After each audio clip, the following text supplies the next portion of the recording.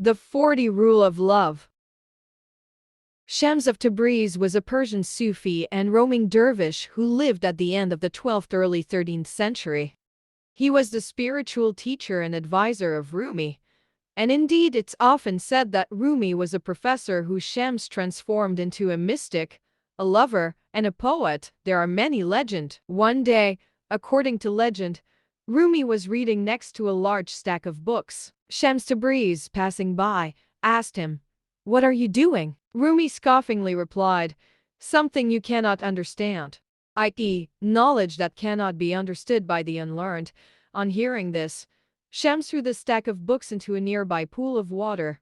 Rumi hastily rescued the books, and to his surprise, they were all dry. Rumi then asked Shams, "What is this?" To which Shams replied, "Malana, this is what you knowledge that cannot be understood by the learned." Shams 40 Observations about the nature of love and God, the first 10 of which are illustrated here, can be read together fine, but a bit left brain, a bit learned as Shams might say, or discreetly, each a starting point for reflection, more right brain, letting the mind wander laterally and make connections. Like life and love, learning is not a race to the finish, but a voyage to the start. How we see God is a direct reflection of how we see ourselves. We don't see things as they are, we see them as we are. If God brings to mind mostly fear and blame, it means there is too much fear and blame welled inside us. If we see God as full of love and compassion, so are we. 2. The path to the truth is a labor of the heart, not of the head. Make your heart your primary guide, not your mind. Meet, challenge, and ultimately prevail over your nafs false ego, self, psyche, soul with your heart. Knowing your false ego will lead you to the knowledge of God. 3. You can study God through everything and everyone in the universe, because God is not confined in a mosque, synagogue, or church. But if you are still in need of knowing where exactly his abode is, there is only one place to look for him: in the heart of a true lover. Intellect and love are made of different materials. Intellect ties people in knots and risks nothing, but love dissolves all tangles and risks everything. Intellect is always cautious and advises, "Beware too much ecstasy," whereas love says, "Oh, never mind. Take the plunge." Intellect does not ease. 5. Most of the problems of the world stem from linguistic mistakes and simple misunderstanding. Don't ever take words at face value. When you step into the zone of love, language, as we know it, becomes obsolete. That which cannot be put into words can only be grasped through silence. 6. Loneliness and solitude are two different things. When you are lonely, it is easy to delude yourself into believing that you are on the right path. Solitude is better for us, as it means being alone without feeling lonely. But eventually it is the best to find a person who will be your mirror. Ray 7. Whatever happens in your life, no matter how troubling things might seem, do not enter the neighborhood of despair. Even when all doors remain closed, God will open up a new path only for you. Be thankful. It is easy to be thankful when all is well. A Sufi is thankful not only for what he has been given, but also for all that he has been denied. 8. Patience does not mean to passively endure. It means to look at the end of a process. What does patience mean? It means to look at the thorn and see the rose, to look at the night and see the dawn. Impatience means to be short-sighted as to not be able to see the outcome. The lovers of God never run out of patience, for they know that time is needed for the crescent moon to become full. East, west, south, or north makes little difference. No matter what your destination, just be sure to make every journey a journey within. If you travel within, you'll travel the whole wide world and beyond. 10. The quest for love changes us. There is no seeker among those who search for love who has not matured on the way. The moment you start looking for love, you start to change within and without. 11. The midwife knows that when there is no pain, the way for the baby cannot be opened and the mother cannot give birth. Likewise, for a new self to be born, hardship is necessary. Just as clay needs to go through intense heat to become strong, love can only be perfected in pain. 12. There are more fake gurus and false teachers in this world than the number of stars in the visible universe. Don't confuse power-driven, self-centered people with tormentors. A genuine spiritual master will not direct your attention to himself or herself and will not expect absolute obedience or utter admiration from you,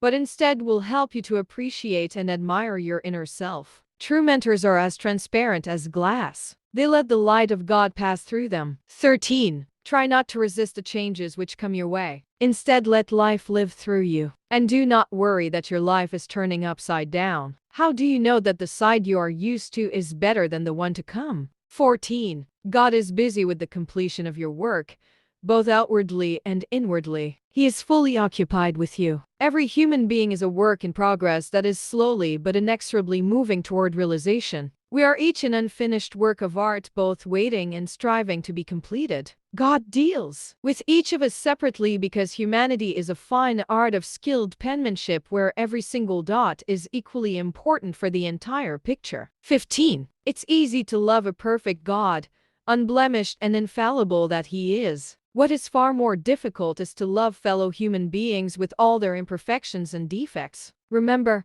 one can only know what one is capable of loving. There is no wisdom without love. Unless we learn to love God's creation, we can neither truly love nor truly know God. 16. Real filth is the one inside. The rest simply washes off. There is only one type of dirt that cannot be cleansed with pure waters, and that is the stain of hatred and bigotry contaminating the soul. You can purify your body through abstinence and fasting, but only love will purify your heart. 17. The whole universe is contained within a single human being, you. Everything that you see around, including the things that you might not be fond of and even the people you despise or abhor, is present within you in varying degrees. Therefore, do not look for shaitan devil in Arabic or what William Blake termed the principle of unbelief outside yourself either. The devil is not an extraordinary force that attacks from without. It is an ordinary voice within. If you set to know yourself fully,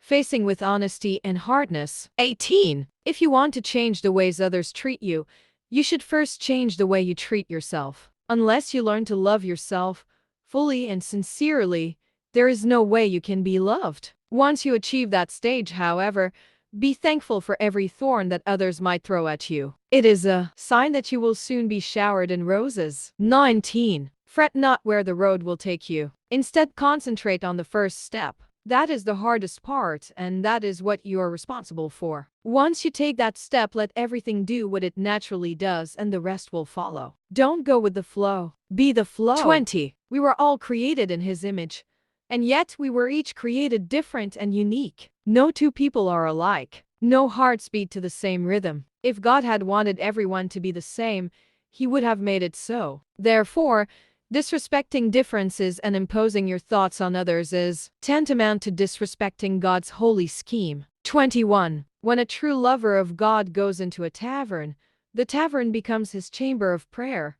But when a wine bibber goes into the same chamber, it becomes his tavern. In everything we do, it is our hearts that make the difference, not our outer appearance. Sufis do not judge other people on how they look or who they are. When a Sufi stares at someone, he keeps both eyes closed, instead opens a third eye, the eye that sees the inner realm. 22. Life is a temporary loan, and this world is nothing but a sketchy imitation of reality. Only children would mistake a toy for the real thing. And yet human beings either become infatuated with the toy or disrespectfully break it and throw it aside. In this life, stay away from all kinds of extremities, for they will destroy your inner balance. Sufis do not go to extremes. A Sufi always remains mild and moderate. 23. The human being has a unique place among God's creation. I breathed into him of my spirit, God says. Each one of us without exception is designed to be God's delegate on earth. Ask yourself,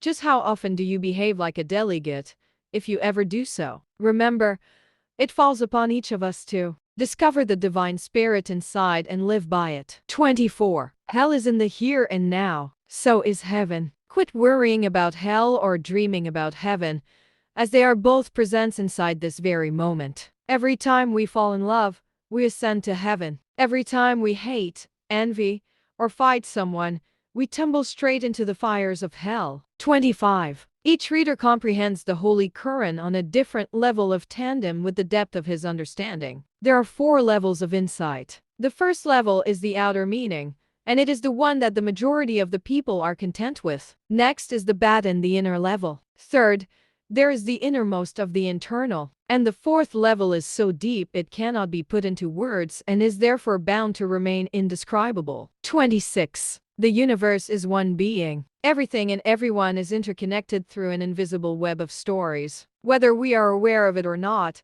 we are all in a silent conversation. Do no harm, practice compassion, and do not gossip behind anyone's back, not even a seemingly innocent remark. The words that come out of our mouths do not vanish but are perpetually stored in infinite space, and they will come back to us in due time. One man's pain will hurt us all. One man's joy will make everyone smile. 27. Whatever you speak, good or evil, will somehow come back to you. Therefore, if there is someone who harbors ill thoughts about you, saying similarly bad things about him will only make matters worse. You will be locked in a vicious circle of malevolent energy. Instead, for 40 days and nights, say and think beautiful things about that person. Everything will be different at the end of 40 days because you will be different inside. 28. The past is an interpretation. The future is an illusion. The world does not move through time as if it were a straight line, proceeding from the past to the future. Instead,